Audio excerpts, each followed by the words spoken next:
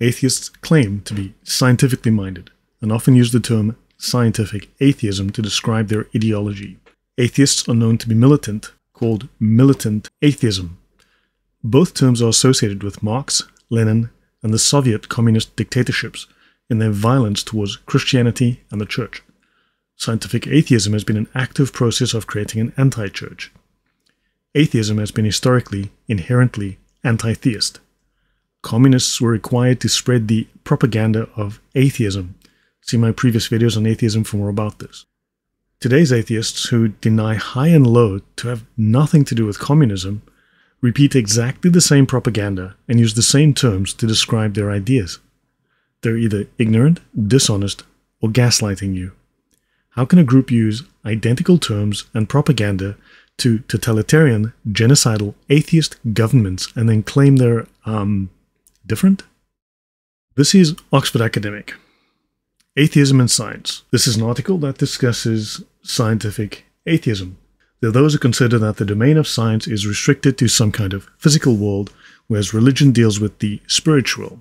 A scientific atheist holds that the domain of science is the physical world, but considers there is no other variety of world and that the spiritual is an illusion generated by a physical brain. The Oxford Handbook of Religion and Science is here discussing scientific atheism and scientific atheists.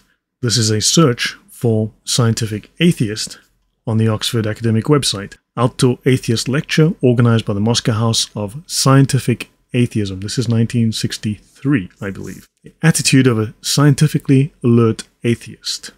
Scientific atheism and the atheist, called Scientific Myth, Science, Religion, and Atheism in Popular Television. The ticket to the Soviet soul. Soviet atheism as worldview.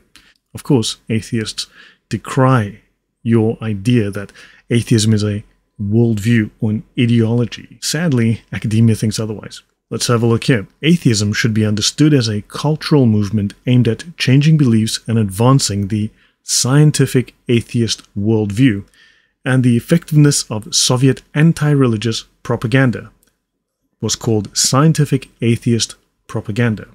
Cosmic Enlightenment, Soviet atheism as science.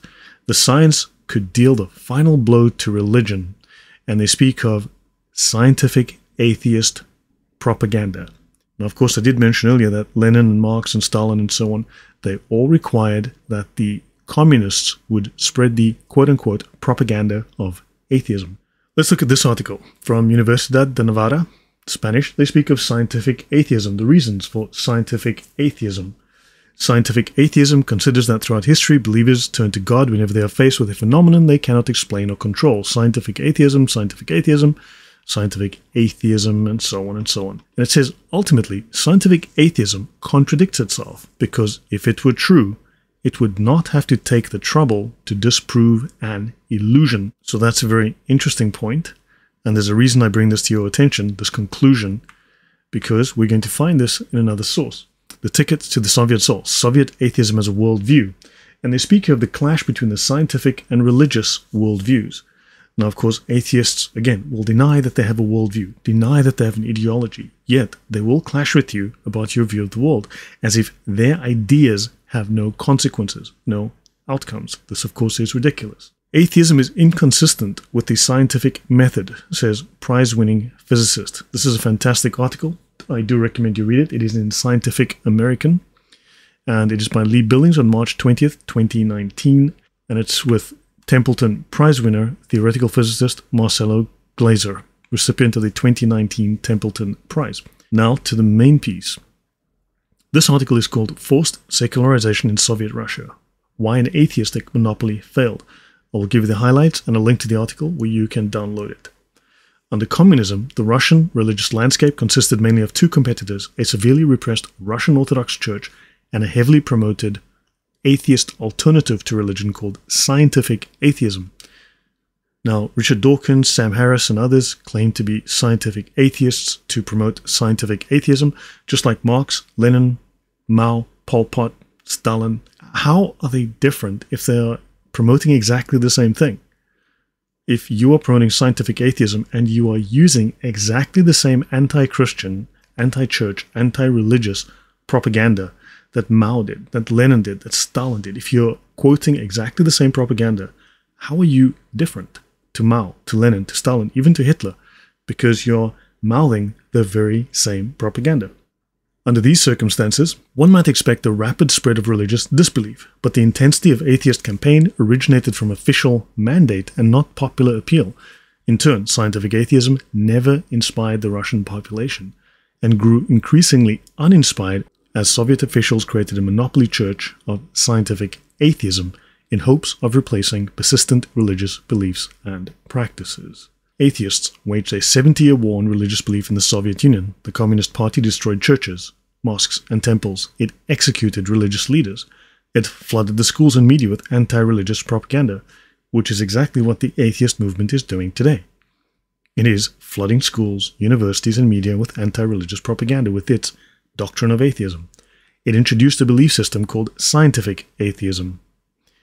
As many observers of the Soviet Union noted, convinced communists demonstrated a conviction to their doctrine that was remarkably similar to religious faith. See Berdyaev, 1931, 1966, Berlin, 1966, Kariainen, 1989, McDaniel, 96, Zehrer, 1986.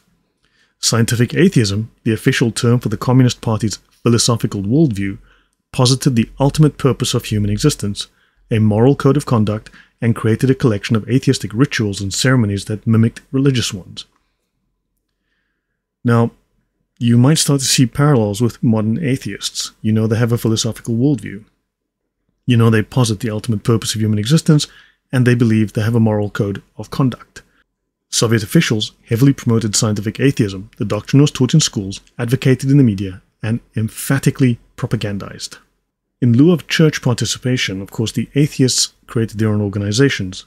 One of them was the League of Militant Atheists. I've heard of militant atheists before. Maybe Richard Dawkins can tell us more about militant atheists and militant atheism. I believe he's called for that. The League of Militant Atheists were violent. They were active prior to World War II and later replaced by the Knowledge Society. Fascinating. Let's have a look at that. This is Quran 16:43. And we did not send before you except men towards whom we sent divine revelation. So people, ask the people of knowledge if you do not know. Might be a slight religious overtone there, certain totalitarian religious overtone, but you never know. The Knowledge Society, they might be Gnostics. They might be know-it-alls. They might think they know better, but I'll let you decide. All in all, scientific atheism was omnipresent in the daily lives of communist citizens. Atheist propaganda and rituals in combination with the brutal repression of Russian religious groups produced an atheistic church similar to a state-supported religious monopoly. Scientific atheism lacked plausibility due to the recruitment tactics employed by the Soviet government and inconsistencies in the doctrine itself. Which is why earlier I raised this article. Ultimately, scientific atheism contradicts itself because if it were true, it would not have to take the trouble to disprove an illusion. This is in the Journal for the Scientific Study of Religion. Please ask atheists why they adopted the very same titles that were used by repressive, violent, genocidal, totalitarian communists, some of the worst people in history, while they deny that they have any connection whatsoever to these groups, yet they've A, borrowed the titles, B, borrowed the propaganda. Something to think about. Till next time.